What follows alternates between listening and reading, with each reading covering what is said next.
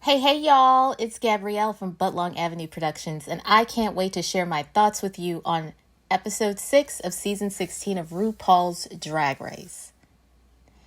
This new episode brings a lot more surprises, but there are still some things I saw coming. I didn't expect Amanda to leave so soon, but I knew that after Q had to lip sync for her life, the other frontrunners would probably find their own trouble in future episodes.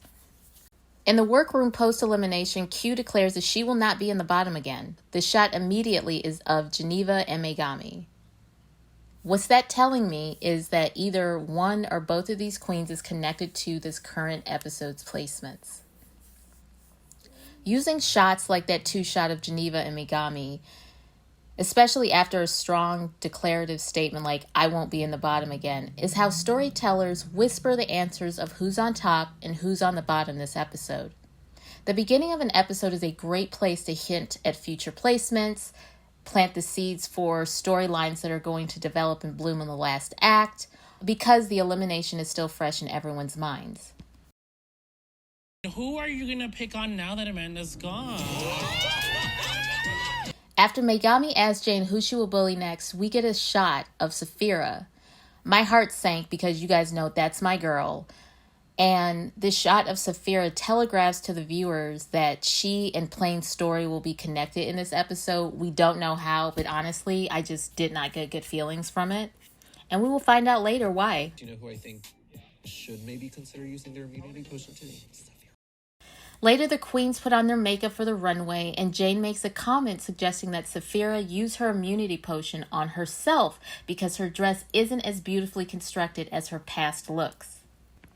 When I was on Reddit, other commenters talked about how Plain's comment affected Sapphira's decision-making process, and quite honestly, I do not believe that.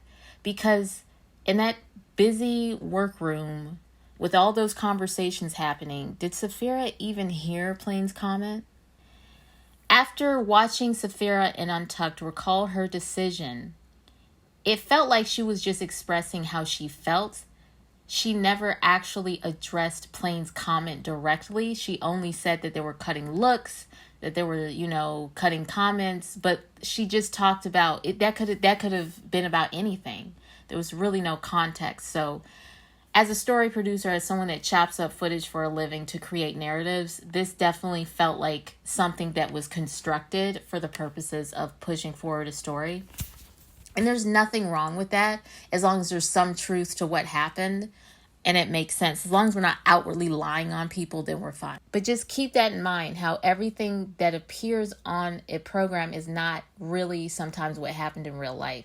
It's just bits and pieces of that truth cobbled together so that we can have a more full story or point of view. So when you're editing your own projects, take very good care to look at the interviews, mark the interviews, note what was said, note the big moments in B-roll so that you know where everything is when you're putting your scene together and you have options and you have a clear direction. On the judging panel, Sapphira takes the immunity potion, thinking that if she didn't, she'd land on the bottom. I hate that Sapphira's stress level was so high that she genuinely felt like she'd be on the bottom. Another way to look at this is that this moment could prove a humanizing influence on Sapphira's story, telling us that despite her hard-won confidence, natural talent, and magnetism, Sapphira is a human being prone to self-doubt just like the rest of us. Although Sapphira showed vulnerability, this is Drag Race, so I don't believe that her taking the potion is going to be without consequences. I mean, come on. The purpose is to keep the storylines interesting, and I foresee the judges teasing Sapphira with a challenging placement in the future.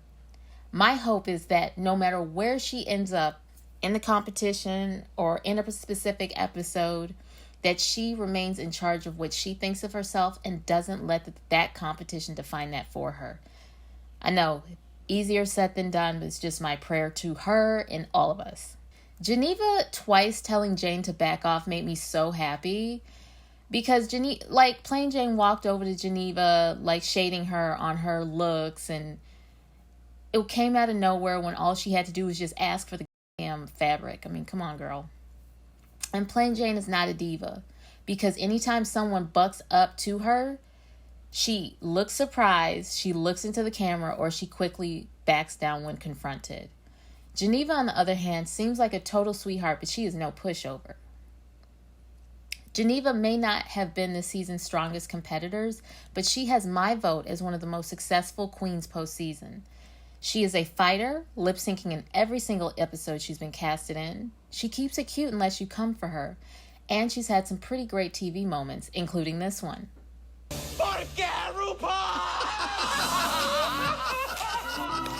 Just kidding.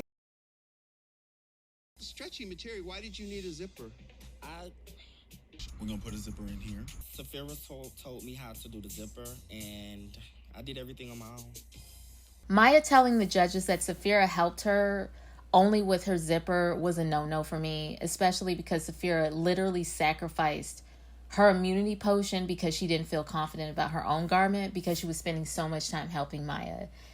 And like the thing is, it's a recorded competition. Like, just come out and say, yeah, she helped me with this, this, and this, but I did this. I don't foresee that being the end of that story because like that's almost like Aja and Bibi level betrayal, except Sapphira didn't send Maya home yet. Whew. Honestly, a prediction. I don't think Sapphira, if she lands and has to lip sync, I think Jane is going to be the person she sends home. Kind of to wrap up her humility story. I don't know when that's going to happen, but I do see a lip sync with Sapphira that is not the lip sync for the crown, but I think she will be victorious. Again, I don't want to speak that into fruition, but again, like them showing us and making a big deal of that potion, it's like they have to pay that off. Speaking of Maya, she held her own during that lip sync. When I saw that the song was controlled by Janet Jackson, all I could think of was don't fuck it up. Maya's wig and breastplate stayed on, and she killed the choreography. This was a great audition for Drag Race Live or Work the World Tour. And I look forward to seeing what Maya does next. Honestly, I thought Maya's runway was cute considering sewing is not her strong suit. And the critique about her not padding her doll made absolutely no sense to me. I mean, did Plain's doll have extra large boobs? No. Maya landed on the bottom simply because it was clear that she had received so much help from Sapphira. But the construction was fun. It was really good. At least in my untrained opinion.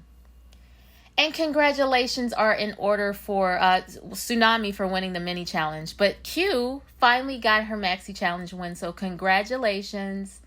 After getting spanked by production for complaining so much for being on the bottom, I hope that she's found a newfound appreciation for where she is. And I think it's an appropriate turn of events because Q has been turning winner level performances and runways every fucking week, and she definitely deserves the recognition. All right, y'all, that's all I've got today on my review for episode 6, season 16 of RuPaul's Drag Race. Hit me in the comments below. Let me know what you think. Reach out to me on Budlong Avenue Productions on Instagram and YouTube and Budlong Prods on Twitter. I will talk to you guys later. You have a wonderful, wonderful week and weekend. I love you, and I will talk to you later. Bye.